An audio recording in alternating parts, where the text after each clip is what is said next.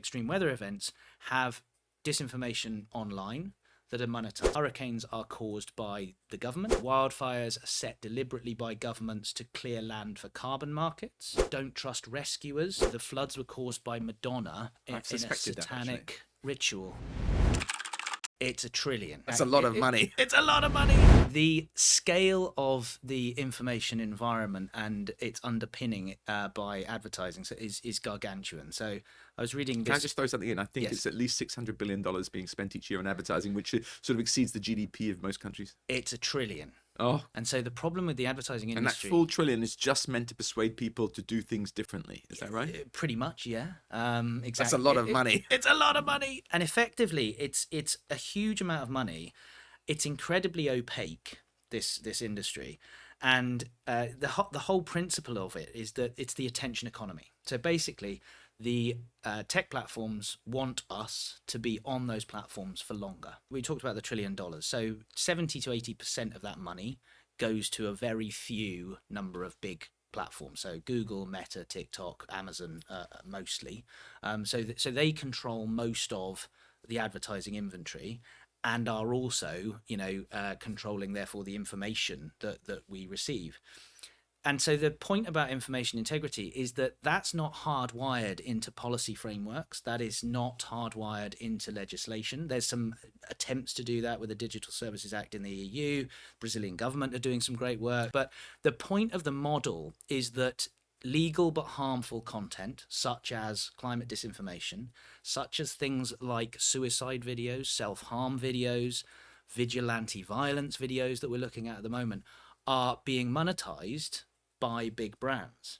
The system is not set up to be easily audited. So you're talking about, placing ads on TV, for example. Now it's a very opaque automatic system where the system serves ads to an available set of inventory across hundreds of thousands of websites, hundreds of thousands of social media pages in an instant. It's called real-time bidding, basically. So it's done electronically. By machines, right? By machines. And so effectively, and that's where the industry is going. And we can talk about AI in a minute, if you like. Yeah. But things are going to get better or worse when the machine species take over.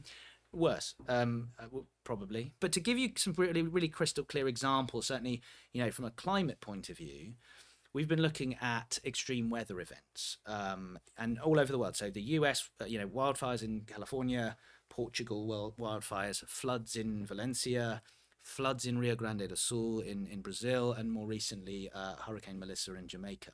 And all of those extreme weather events have disinformation online that are monetized. So some of the examples are that hurricanes are caused by the government. There are examples of, wildfires are set deliberately by governments to clear land for carbon markets.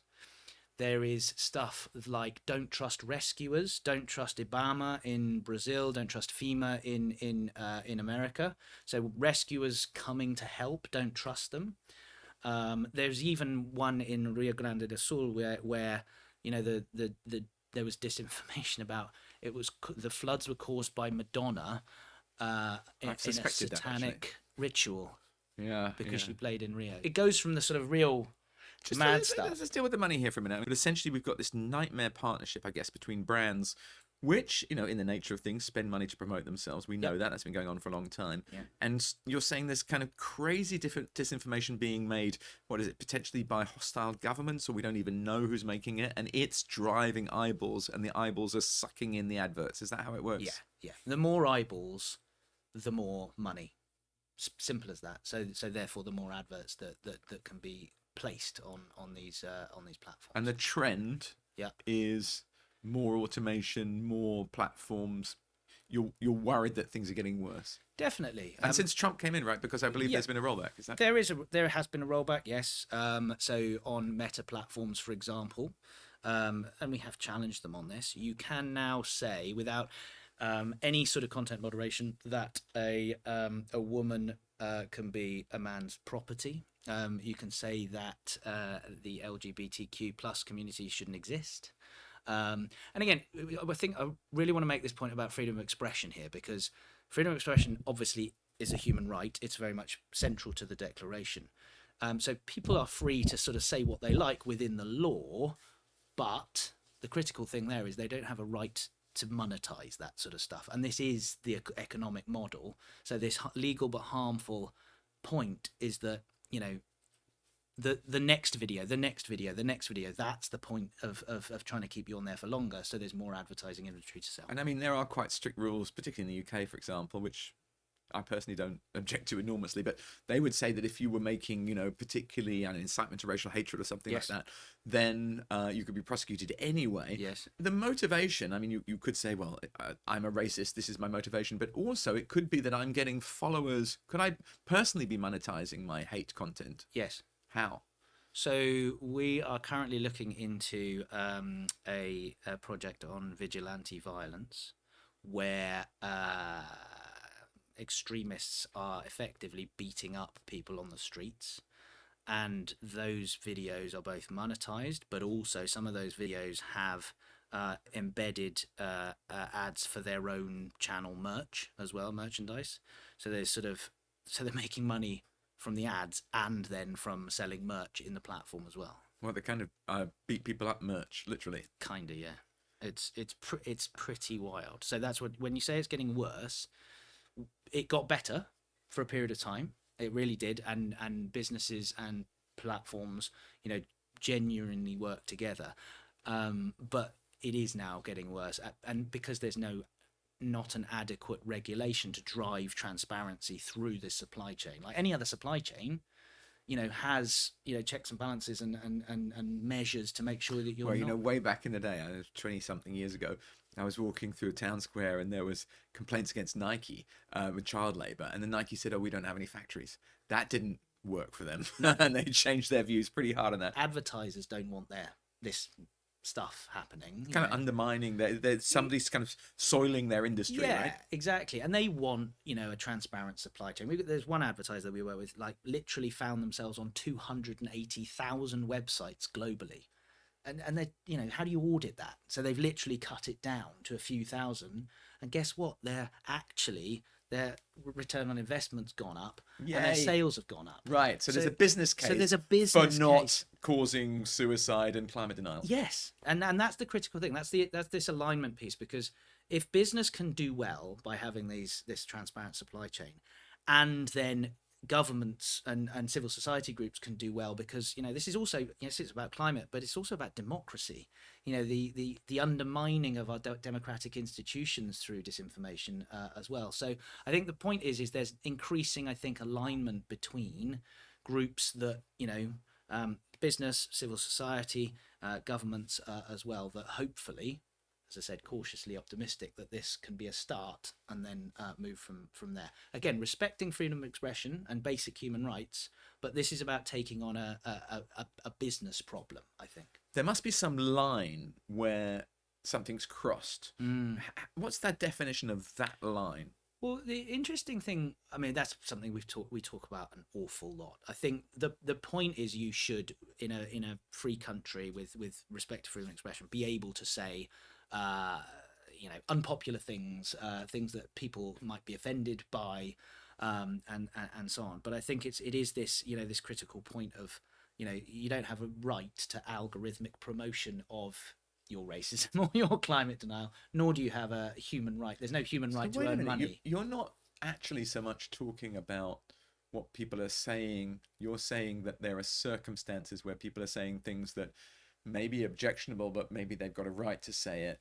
But your concern is with the manipulation of that by the platforms to raise revenues. Yes, algorithms and the economic model are the two major things. But you can't separate the two. There must be... No, exactly. Right, there must be the line that's crossed. And I mean, for me personally, spent a quarter of a century working on climate change. For me personally, just not the public not being persuaded that facts about things aren't facts, that's dangerous. Hugely dangerous for all of us. You know, how do we come together and solve some of the world's biggest problems if we're not on a basis of factual information? So yeah, I think it is really obviously hugely important to protect freedom of expression. The other thing that's really interesting, that the UK have launched this, put in process this Online Safety Act, and actually there's nothing in it that will then go and arrest people for breaking that. It's actually other laws. So it is already, we have laws against incitement to violence and so on. So that's it's actually other laws that we currently have. So it's not even sort of tech policy. And often I think it's a case that law needs to catch up with changes in technology. It's just that when so-and-so was framed, there weren't, kind of weirdly smart algorithms bidding across 300,000 websites for, tiny slices of, Exactly. I totally get it. Exactly. So we sort of update our laws to meet our updated technology. Yes. Yeah, it makes perfect sense. Look, thank you so much for this, Jake. You're an inspiration, and I think you've kind of nailed the critical foundational issue that's been undermining everything, the kind of the hole in the bottom of the ship. People thinking the climate change ship is sinking, and you're like, well, there's a big hole here, right? I mean, is there can I ask you a sort of outrage and an optimism, so something that most drives you crazy now and one dream you've got? I think outrage, we've kind of talked about it, the manipulation of a combination of fossil fuel advertising and big tech converging, I think. And I think the outrage also is, you talked about lack of regulation. AI is coming at us like a train, and the legislative and regulatory guidelines around AI are just not there. So I think we're going to make the same mistake that we made with social media platforms, or advertising companies as I like to call them, as we will with AI. So that is something that I am currently outraged about. The optimism part, I mean, we're at COP. I think this is a hugely optimistic COP from the point of view of bringing everybody together. This has been I went to the protest this morning. It was wonderful. It was Brazil also doing really great protest, right? Tell us about it. It was incredibly emotional. It was so many groups from different walks of life, coming together to demand action. These people are on the front lines of climate change, as are, by the way, we all. There's a storm in the UK at the moment. This is not just a kind of somewhere else, but this is groups in Brazil coming together. It was massive. Lots of groups, lots of indigenous communities coming together. It was very much, I burst into tears at one point because it was so powerful and kind of emotional. I've done the same at demonstrations. Yeah, it was very powerful, and there was a sort of brilliant sort of funeral for fossil fuels as well. There were sort of big coffins for oil, gas, and coal, and it was just very, it was clever sort of stunt, I guess. But yeah, the optimism of it still, that hopefully with human beings coming together without all of this weird vested interests that seems to be skewed by money, will hopefully finally get us there. Jake Dubbins, thank you so much for joining us on Inside COP. Really appreciate this conversation, your inspiring work. Thanks, Paul. Lovely to be here.